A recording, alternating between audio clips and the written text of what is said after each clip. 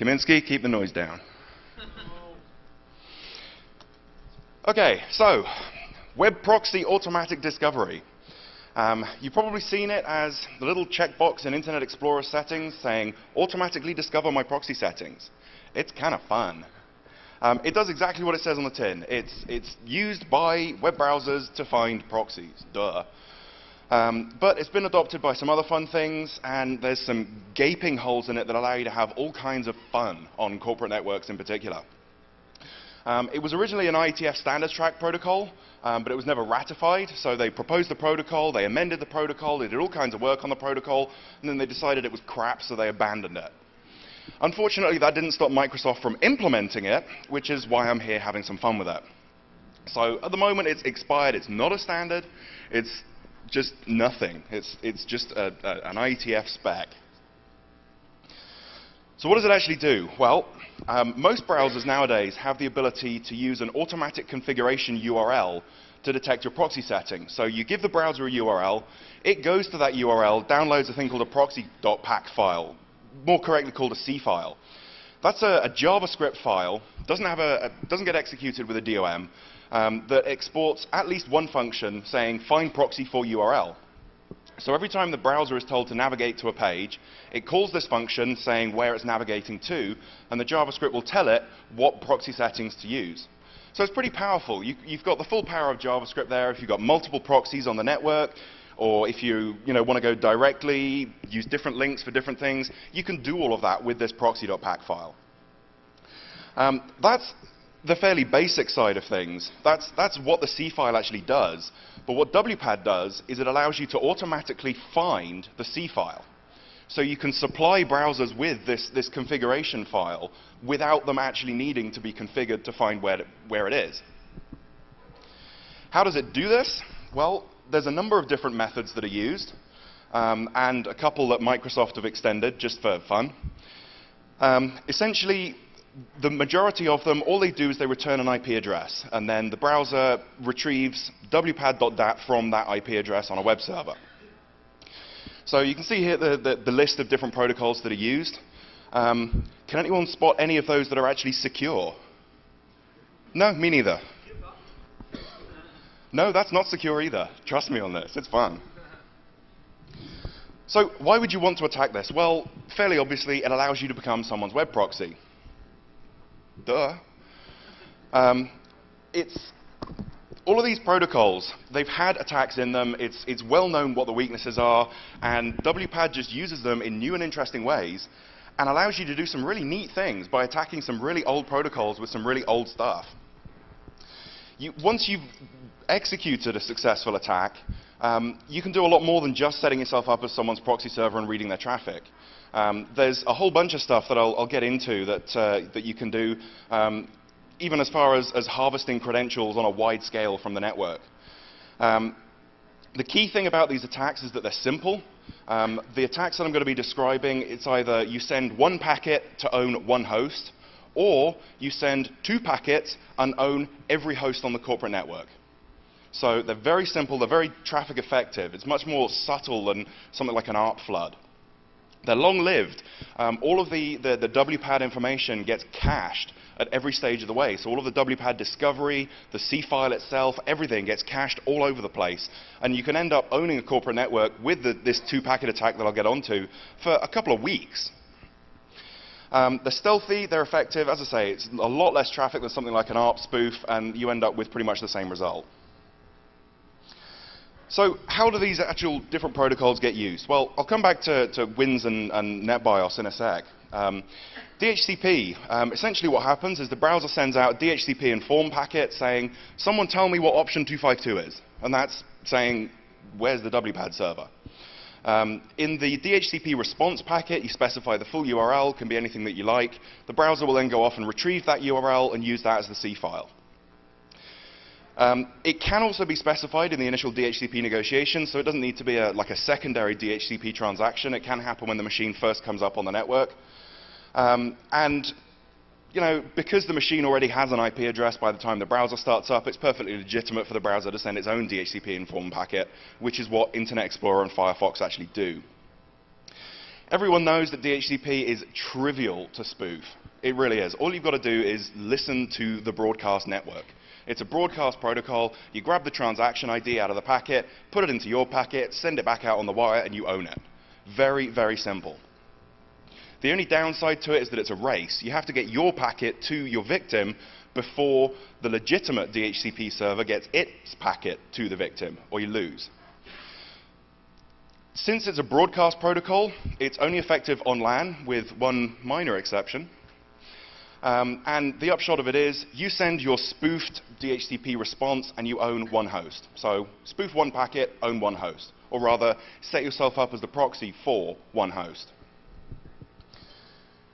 SLP, according to the WPAD spec, SLP is optional. I've looked at least a dozen different WPAD implementations and never actually seen anyone using SLP.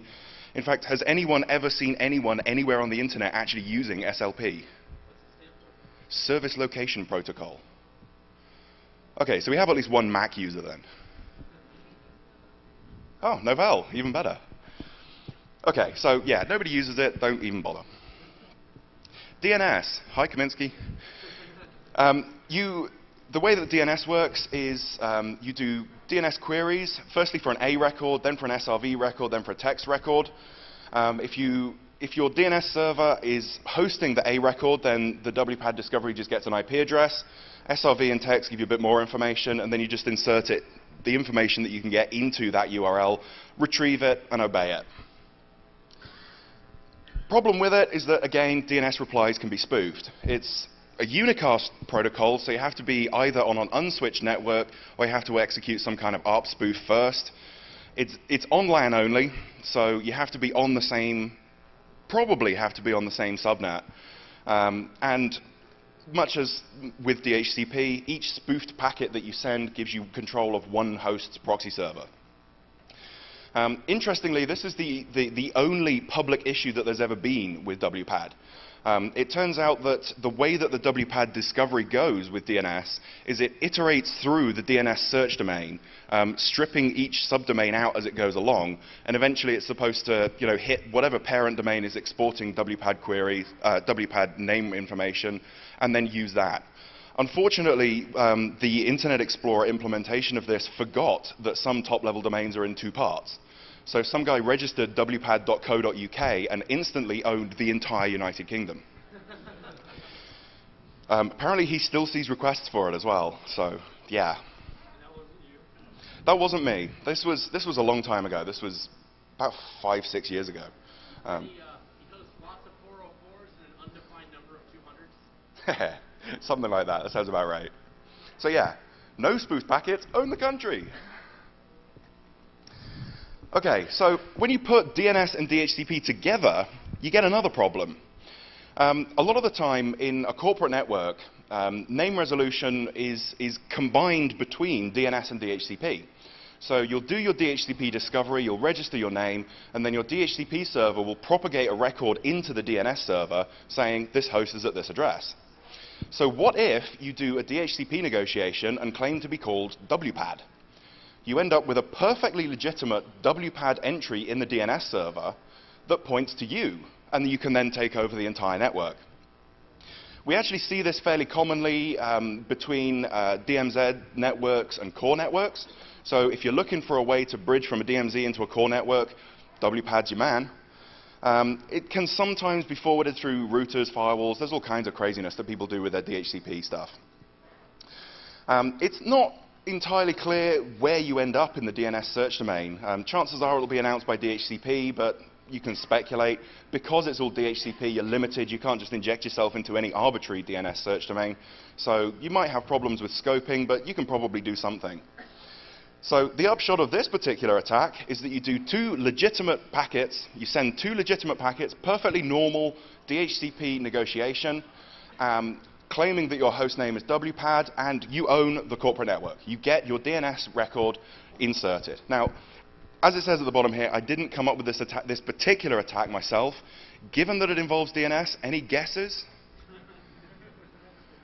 There we go. Mr. DNS himself. Okay, so that's the basic WPAD mechanisms. That's how the spec defines it, as it working. Microsoft have added a couple of extensions to this. Now, given that it's not actually an official standard, they're not extending the standard. They're extending something that doesn't exist. So, you know, there's no embrace and extend here. Obviously, it's only implemented by Internet Explorer and some other Microsoft goodies we'll get back to. WINS, it's a Unicast protocol. You send a name lookup packet to the WINS server, and it gives you a response. It's essentially pretty much exactly the same as DNS. The big difference is that anyone can update it. So I can plug into your network, send one packet for a DHCP request to find the WINS server, send a second packet to the WINS server, registering the WPAD names, and say, oh, I'd like those names for 2 weeks, please. And for the next 2 weeks, anyone that goes to WINS looking for WPAD resolution will then come to me for their proxy settings. So 2 packets, own the corporate network for 2 weeks. The important thing about this is that WINS is unicast, it's not broadcast. So it will be forwarded by routers. And generally what we've seen is that if you've got a big, complex Active Directory, big forest, lots of domains, lots of subdomains, you'll still generally have one WINS server, or at least multiple WINS servers running from the same record set. So you can be anywhere on the network. You can be in a branch office, you can be in a sub-network, you can be anywhere. And you register your one WINS name, and you own the entire network. So you can imagine, you can plug into any segment on the network, you send 2 packets, and you own the whole network. It's good fun. NetBIOS name service, again, this is IE specific, and it's essentially DNS over broadcast. So the only thing that DNS has going in its favor is that it's a unicast protocol and difficult to sniff and get the transaction ID out of. NetBIOS name service doesn't have that because it's broadcast. It's trivial to sniff and spoof, and again, it's back down to spoofing one packet, owning one host. Again, it has a lifetime. The NetBIOS records get cached. So again, you can say, you know, I want to be your proxy server for the next month. You've got as much of a race as DHCP spoofing if the network is actually implementing WPAD. So if you're on a network that doesn't use WPAD, then there will be no other response to the WPAD name lookup, in which case you win the race, guaranteed. If they are using WPAD and they are depending on NetBIOS name lookup, then you've got the same race as you would with DHCP. The thing is with it, it's much quieter than a DHCP attack. You can be very selective about it. You can decide exactly which hosts you want to attack. You can send, you know, just very, very specific, very precise attacks into the network for just the hosts that you want to compromise. So basically, if I can get on your LAN, if I can get on your broadcast domain, I own you. That's not really big news because there's been lots of attacks that do that. DHCP spoofing, ARP spoofing, 802.11 evil twins. It's nothing great. The only big advantage of WPAD attacking is that it's much quieter. On a corporate network, you've got serious problems. Your traffic will probably be hijacked. If the corporate network has implemented either WINS or DHCP updating DNS, then I can own you. And this is relatively new because I can do it from anywhere on the network. It's equivalent to the VLAN trunking attacks that FX released a few years back, where he essentially just said to the Cisco infrastructure, I want to be on that VLAN.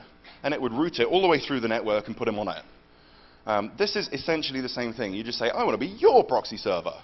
And it goes, OK, here's my traffic. It's done.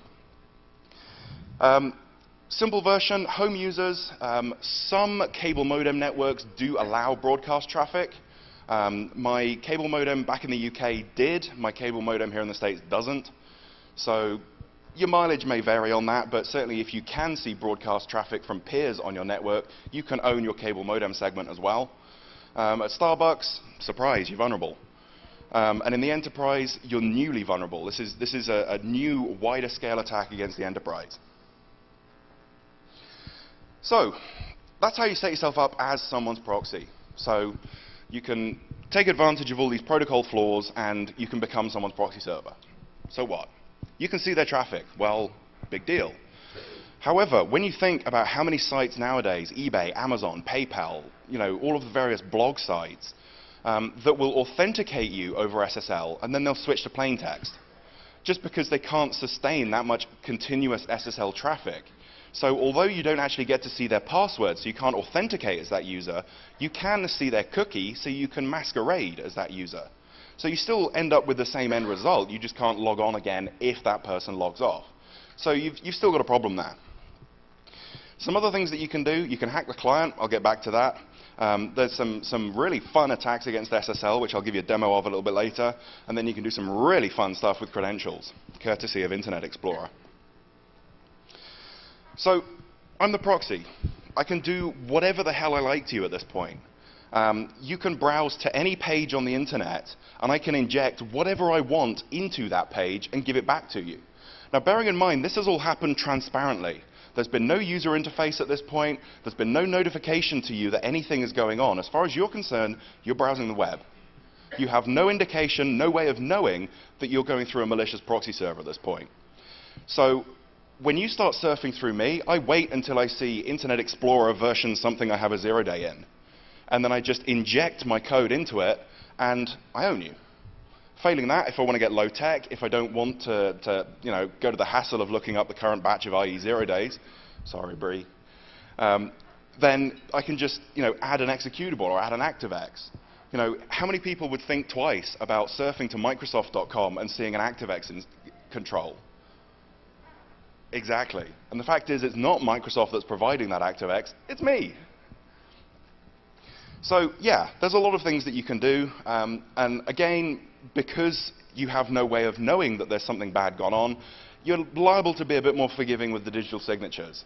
If your ActiveX isn't signed by Microsoft, you're going to look at the URL and say, well, I actually typed in www.microsoft.com, so why the hell wouldn't I install this? At which point, I own you. Some SSL attacks. Again, I'm the proxy, so I'm proxying your SSL traffic as well. If both your browser and the server that you're going to support SSL v2, I can do a downgrade. So I can downgrade to 56-bit SSL v2. If I'm really determined, I can break that, chuck a couple hundred FPGAs at it, and you can do it in a reasonable time. Fortunately, IE7 disables SSL v2 by default. Go Microsoft. Even lower tech than that, if I can't be bothered with the FPGAs, I can just avoid using SSL completely. So anytime you request a page, I can just rewrite the URLs that say HTTPS and just remove the S. How many people would notice? Would you notice that the address bar on your browser hasn't actually changed color? Even better than that, some sites do actually require you to authenticate over SSL. They won't let you authenticate over plain text. So I'd have to put some kind of token in there saying this was originally an SSL URL, and then when that comes back through to me, rewrite it and send it out over SSL. As far as the site's concerned, it doesn't care whether the SSL is coming from me, the proxy, or you, the browser, as long as it's getting SSL. So all of that stuff, it's pretty easy to work around. The attack that is my own personal favorite is SSL spoofing, which requires somewhat naive users, but I implemented it anyway.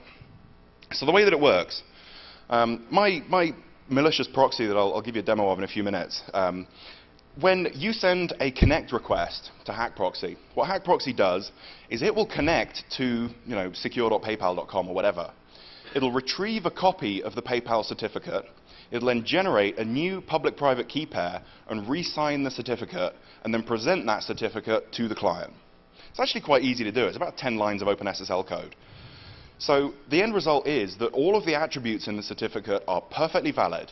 The canonical name, the expiration date, everything is perfectly valid. The only thing that's wrong with it is that PayPal have now signed their own certificate. So unless you actually understand the significance of that, unless you understand PKI and you understand that these things have to be signed by a root CA, chances are you're just going to accept it. Most people would look at it and say, oh, yeah, Amazon.com signing their own certificate. Yeah, I trust Amazon. I'll accept that. At which point, I own you. It's not a huge leap. You can see that that would be a successful attack in a lot of circumstances for a lot of people. Now, the way that the two main browsers handle this is actually quite an interesting comparison. In Firefox, when you get confronted with one of these certificates, it's very easy to pull up the details of the certificate. It's very easy to view it and look at it and decide for yourself whether or not you trust it. It's also easy to say, yes, I'll permanently cache the certificate. So, of course, Hack Proxy will just cache any certificates that it generates. So if you do choose to accept the certificate permanently, then I've permanently owned you. In IE7 handles things much differently. It's very difficult to take a look at the certificate. It's a lot of clicks that you need in order to actually view the certificate at all. In order to get anything more intelligible than it's broken, you need to click on a lot of things and navigate a lot of dialogues and all the rest of it. But at the same time, it's also very difficult to accept it.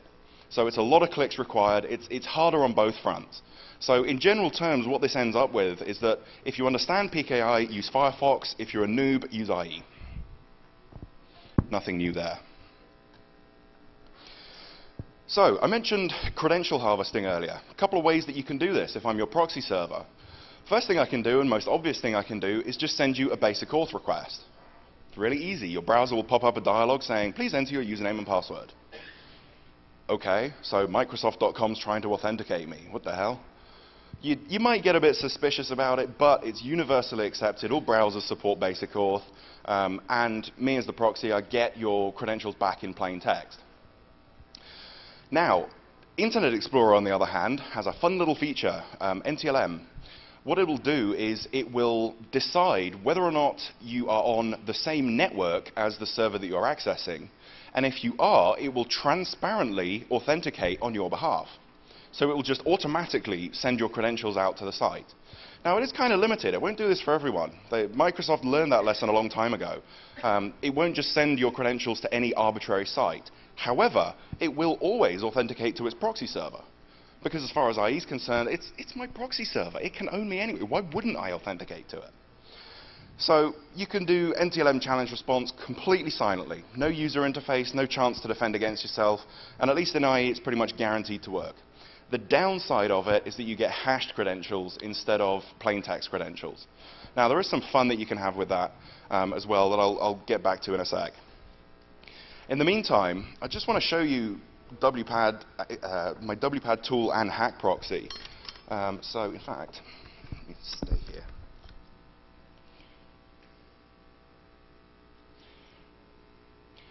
So this is what happened when I plugged into the Shmoo network for about 3 minutes. So on the top at the moment, you can see the WPAD attack tool. And you can see there's a few different DHCP queries coming in. You can see it getting somewhat confused by a broadcast query. But you can see there's some different IP addresses in. And then you can see at least one person actually requested the C file. On the attack proxy side of things, you can see that whoever it was that received that C file then started sending requests through my proxy.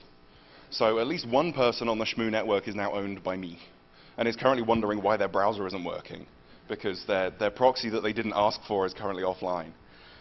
So they should. Sooner or later it'll say, OK, this whole WPAD thing is just not working. I'm just going to give up on this. So it is an acceptable solution if WPAD fails to just completely fail over. So I want to show you some of the more advanced things that these tools can do. So I've actually got them running here. Oh, good Lord, it's been going crazy. So over on this machine, I should have Windows. Woo! So I have Google. Yay. The only thing that I've done here is in my connection settings, I've left automatically detect settings checked. So it is using WPAD, yes? So the WPAD attack is limited to,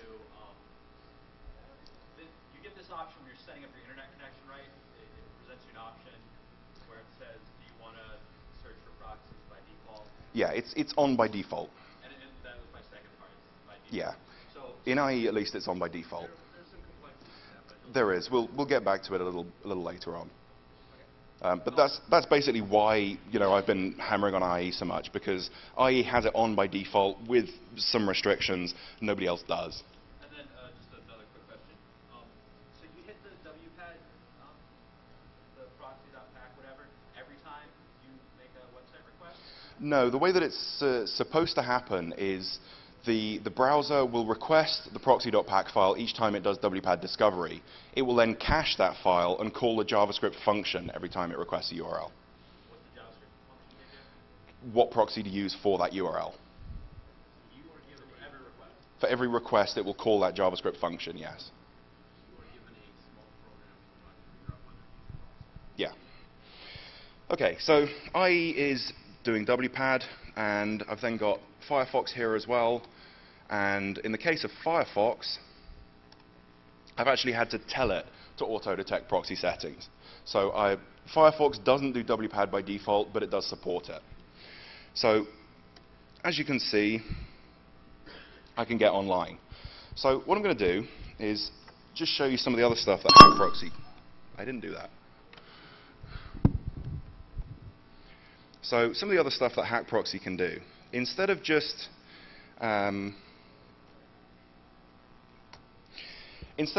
acting as a perfectly normal proxy, which is what it was doing, what I'm going to do now is I'm going to say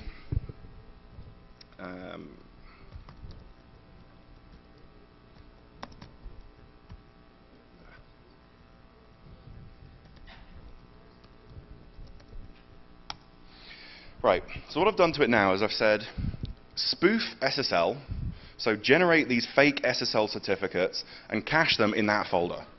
So in theory, if I come back here now, and I go to, I don't know, let's try logging into PayPal.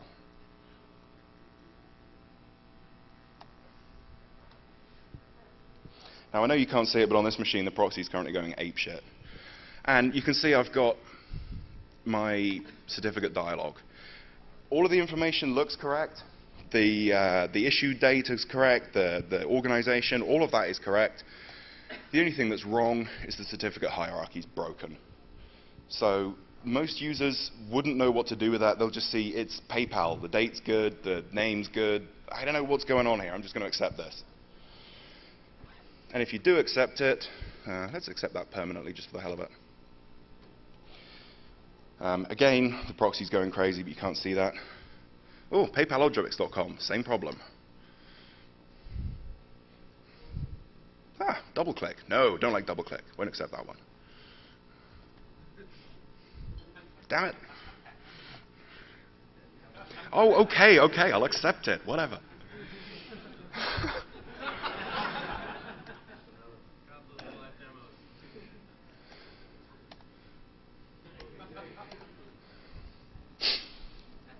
Okay, so yeah, I had to accept a whole bunch of certificates. But now, if I close Firefox and restart, because I've chosen to accept those certificates permanently and Hack Proxy's cached them, in theory, if I do that, Hack Proxy will now present exactly the same certificates that Firefox has already accepted, and in theory, it should just load the page, no errors. Proxy's still going kind of crazy, but yeah, you can see that that works. Now, Internet Explorer, on the other hand, is slightly different.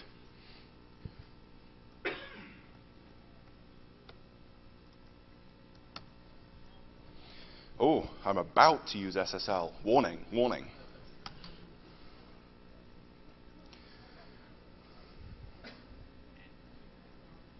Okay, Internet Explorer just plain doesn't like me today.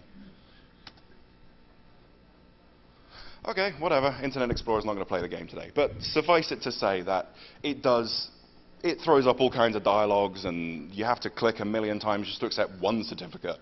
And then you go to PayPal and you get like 12 certificates that you're spoofing, and it just takes you forever. You've got a million things to click on. It's like one of those little flash games where things are popping up, like whack-a-mole. Kaminsky, come on. It's much better to prevent the SSL from coming up in the first place by doing your rewriting attack rather than try to spoof users using SSL. Yeah, it's much quieter, but an intelligent user will notice that their address bar is white instead of yellow. But for certain sites, It's subtle. you've already given it your credentials. Yeah, exactly. So the different approaches to doing it. So something else that I can do in Hack Proxy, and this is the one that is actually kind of fun.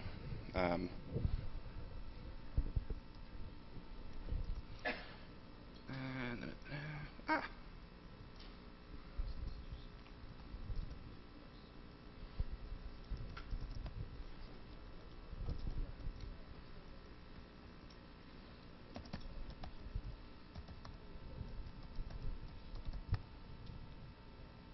Okay, so let me just switch back here so I can show you what I'm talking about.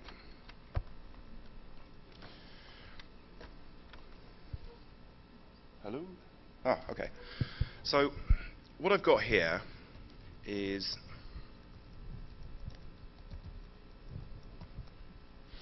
I've got a token file. So what this does is, I don't know if you can all see that. Make that a bit bigger. Woohoo. So what it's doing, the first line is the user agent. So it's saying to Hack Proxy, apply this token to any user agent. You've then got a before and after. So it will look for the before string and insert that chunk of HTML immediately after that, or it'll look for the slash body in this case, and it will insert that HTML immediately before slash body. So you can do, pre-insertion or post-insertion. So if I tell Hack Proxy to actually use that, and then I come back here,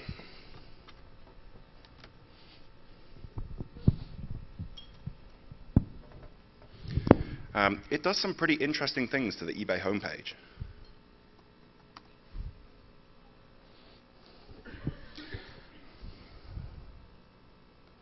Eventually. All looks fine until you scroll down and Foon owns you.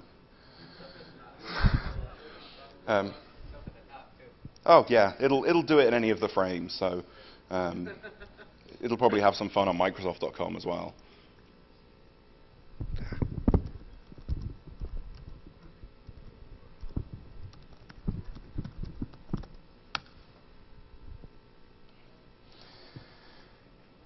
And again, because I've got the SSL spoofing active, it'll be doing exactly the same thing over SSL websites as well, but with the associated dialog errors. So Foon owns Microsoft.com. Right at the bottom. But the point is, with Hack Proxy, I can specify any token that I want to insert. So I can specify any chunk of text to insert at any point in the resulting page for any user agent or combinations of user agent. So I can take my Firefox 0-day and I can only send it to Firefox clients. I can take my IE 0-day and I can send it just to IE clients. Or I can take something cheesy like this and insert it into everything and just, have some fun with people. Question?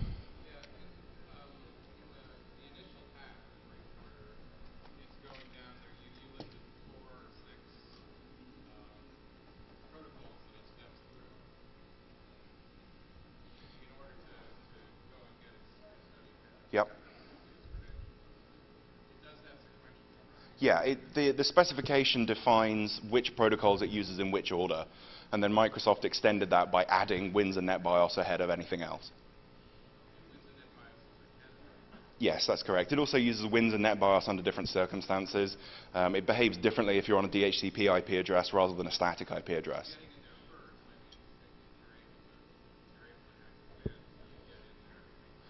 Yeah, absolutely. My WPAD attack tool, it just attacks everything. It'll even do DNS spoofing if you can be bothered to combine it with an ARP spoof. So it's pretty easy. Okay, so that kind of proves the concept. One thing I didn't show you was the NTLM challenge response. Now, as I mentioned, Internet Explorer is happy to automatically authenticate to its proxy server. I think we've lost a... Oh, no, here we go. Completely transparent, no user interface, no clicks required, nothing. And the proxy can negotiate NTLM v1. Fortunately, NTLM v1 is globally disabled in Vista and is disabled in IE7 on any platform. So they've done good on that. But certainly IE6 will quite happily negotiate NTLM v1. So the proxy will send a challenge, the client encrypts the challenge with its response and sends it back. Now, the joy of this is that because the server is choosing the client, unlike NTLM v2 where both sides choose a challenge, the server can use the same challenge every time. And then because you're using the same challenge every time, the only variance is the password. And because the only thing that's changing is the password, you can generate rainbow tables for it. So you can take this challenge response mechanism and you can just do a pre-computation attack against it. Is there anyone here from freerainbowtables.com? Stand up. Everyone, remember this face? Feed it beer at every opportunity. And then when you get home, like, you know, send it some money via PayPal and give it some CPU time. Basically what these guys are doing is it's distributed rainbow table generation. So think SETI at home for rainbow tables. It's fabulous. They have a whole bunch of rainbow tables for all kinds of different algorithms, one of which is half LM challenge, which just happens to consist of a static NTLM challenge and a rainbow table of the response. So they are offering up via BitTorrent 59 gigabytes of tables for this attack. It's great. And then you don't even need to bother patching your client. You don't even need to bother patching rcrack. You can just cut and paste the hashes into Cain enable. Cain enable, it's designed for NetBIOS authentication, but it's still NTLM v1, so it still works perfectly. So precisely, zero effort involved. So the upshot of all of this is that clearly you can pwn anything. Between the code execution and exploiting 0 days and inserting crap into web pages and getting credentials and all of this good stuff, the chances are you can pwn anything.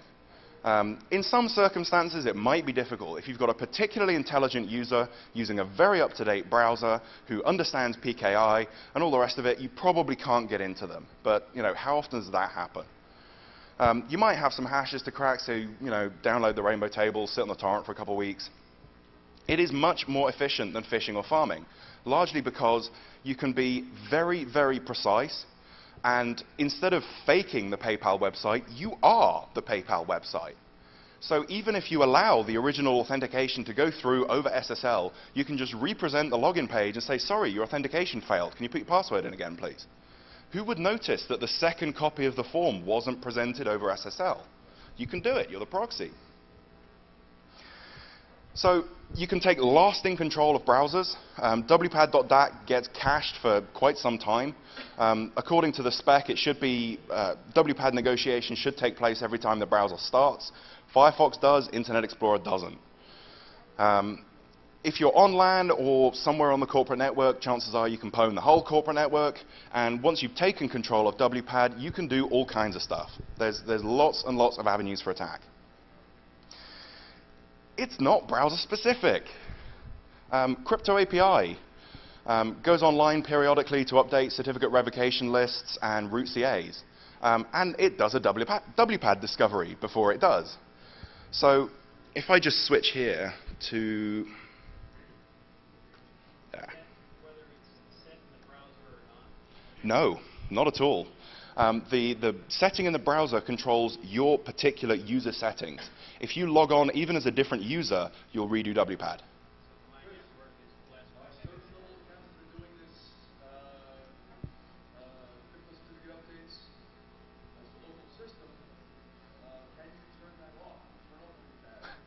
Very good question. Let me come back to that one.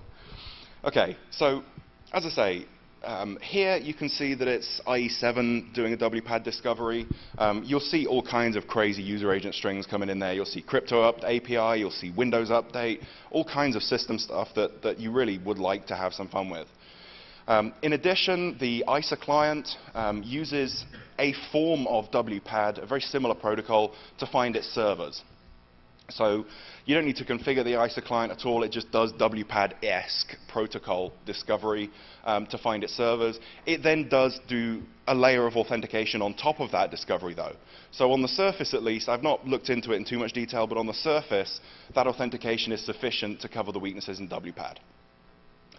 To answer your question, yes, the browser WPAD can be controlled. You can either uncheck the box yourself, or you can deploy a group policy to uncheck it for you. Windows WPAD is not so easy.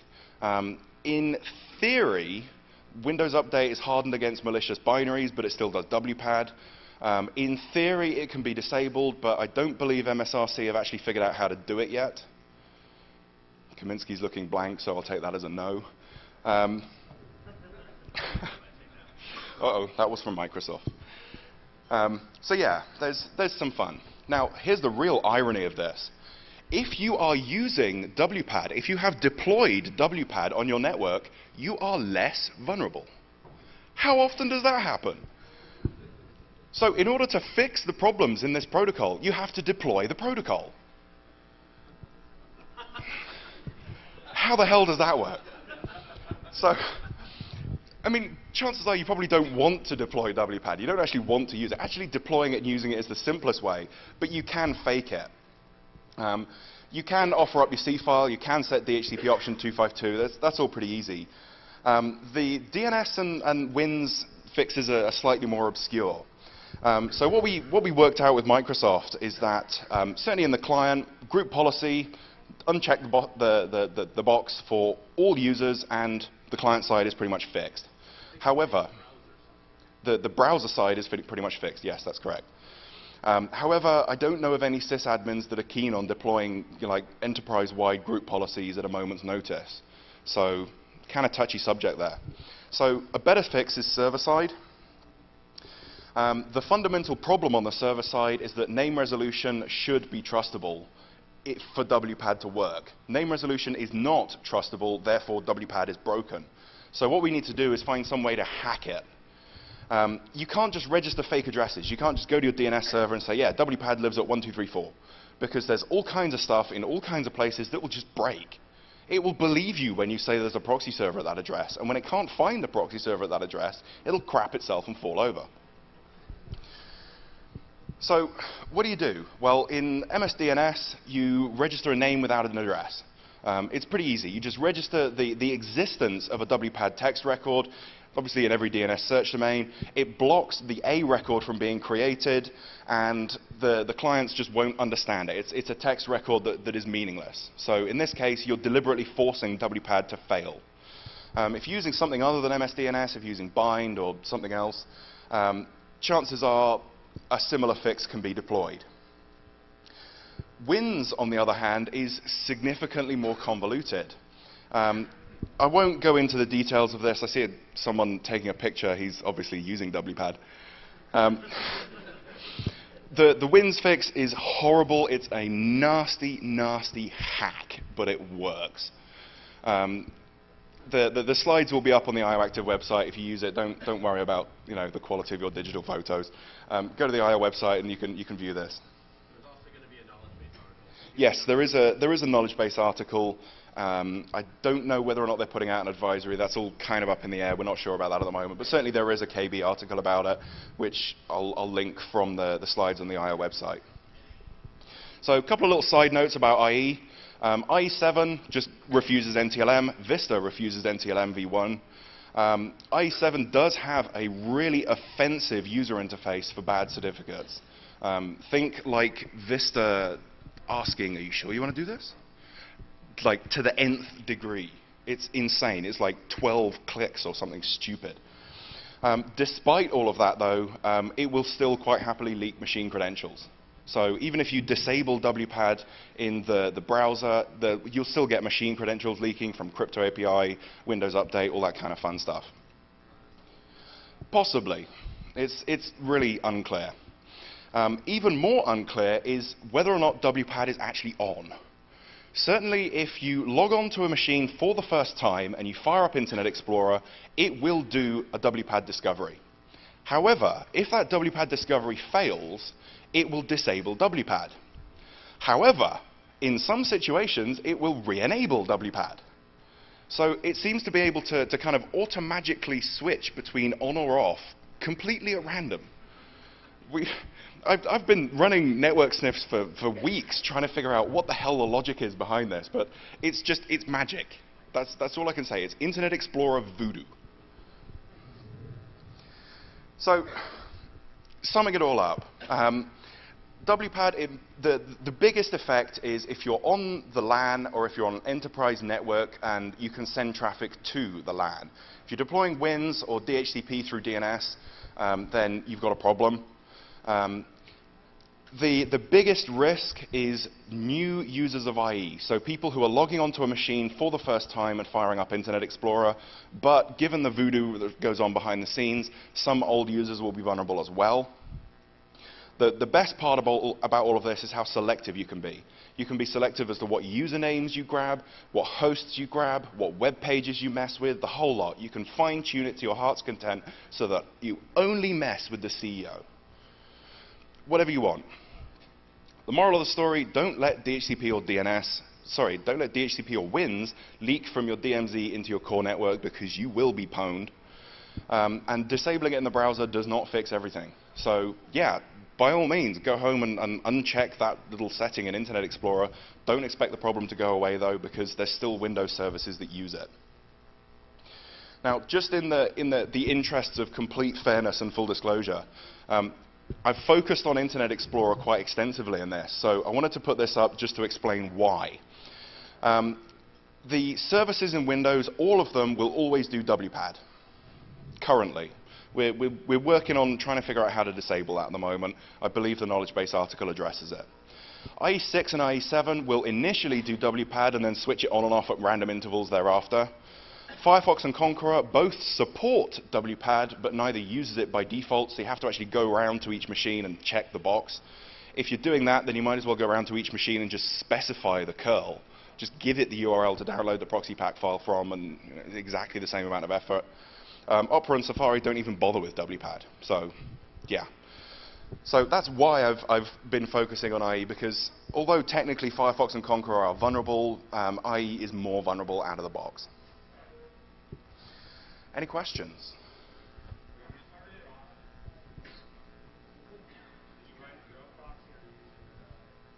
I wrote my own.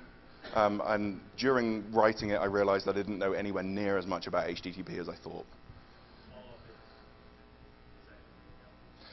I doubt very much if I'll release Hack Proxy. I might release the WPAD tool.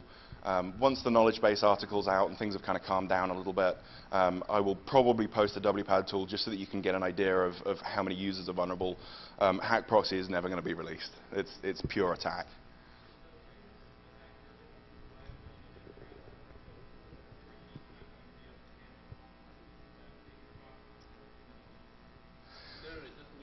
It doesn't need to be a proxy. What you can do is the WINS registration just says where to go to get the C file. And so what you can do is you can construct your JavaScript so that most of the traffic goes through either legitimate proxy servers or direct, and you only have to proxy the traffic that you're interested in messing with. It's not like an ARP spoof where you just globally get everything. Dan?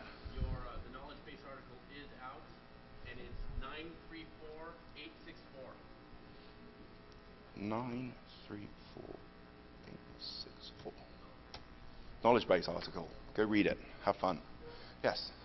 So, if you happen to have some sort of like PKI deployed, like MS certificate services, is there no capability inside here to sign the pack file that you get for proxies? So services will only handle signed file? I'm not aware of there being any mechanism to sign the C file, but there might be one. I've certainly seen no indications of signed C files anywhere. I've not seen anyone mention anywhere anything about signing the C file. It would make sense. Some of the WPAD mechanisms allow you to specify the full URL, so you might be able to force that into SSL. I don't know. I doubt it, to be honest. Yes? You mentioned Firefox 2.0, but I know supports 1.5, but is it supported by default? It's supported, but it's off by default. Sorry, Firefox 1.5 and previous, as far as I know, Firefox has supported WPAD throughout its entire history and has never had it on by default. Any more? Yes? It seems to me that proxy pack file, there should be a lot more fun to be had with that. You would think so. I spent quite a lot of time looking at it, but the problem with it is that it doesn't have a DOM. So it's just pure JavaScript in abstraction. So if you can find an error in the JavaScript parser, you can have fun with it, but you can't, execute cross-site script or anything like that because you can't access the DOM. So all you can do is output an IP you output a string that contains either a proxy, IP and port, or the word direct. But yeah. I mean, you don't always put out the same IP address. You don't have to. For example, I mean, rather than shoving all of the traffic out to your proxy, letting your proxy decide who to pick on, you might decide just somehow, whatever host you have that you've infected, you might say, all right, only if we're going to the corporate web server. Yeah, absolutely. You can say, I only want to see traffic that you're sending to PayPal.com. Right, that way you don't have this big flow going Yeah, out to your proxy. absolutely. That's the beauty of it. You can be as selective as you want to be. Any more? Excellent. Beer time then. Thank you.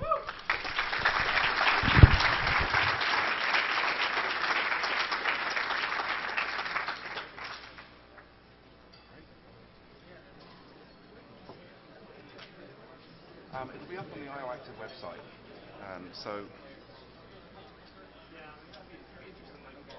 It'll be up in the next.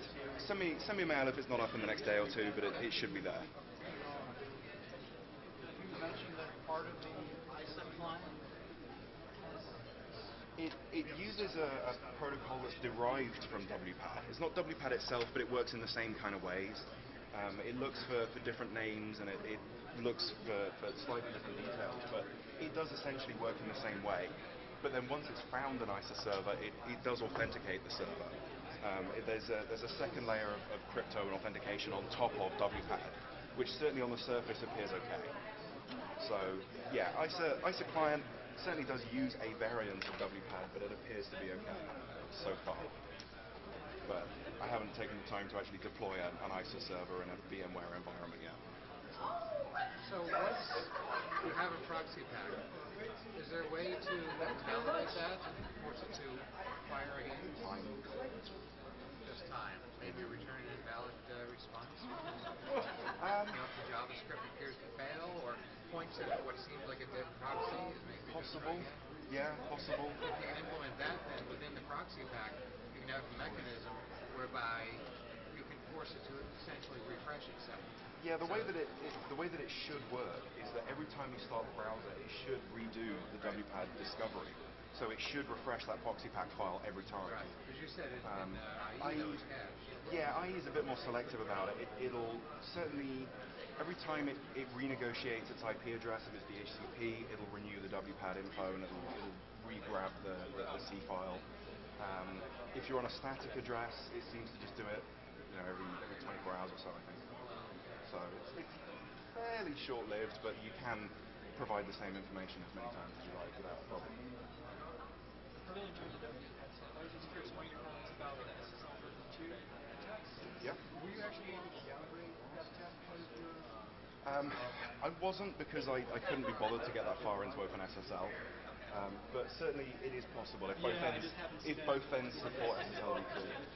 It's an old attack and there seems to be very little information about it, so I've kind of been working in the dark with it, and I've figured out that it is possible, and I think I've got enough information to implement it. I just haven't done so yet. Come down and talk to me.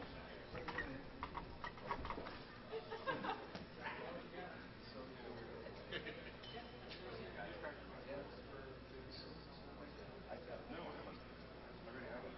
I was going to get the work as a possible and use a modified version of that. I've seen a lot of people claim that it's possible. Certainly when I get the way that the protocol actually works, it should be possible. But I've never seen it all before.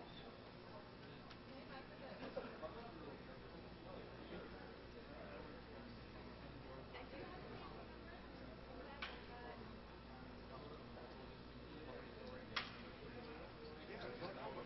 Let me get my cell phone number. Yeah, I'm around tonight and I'll be here tomorrow. Thank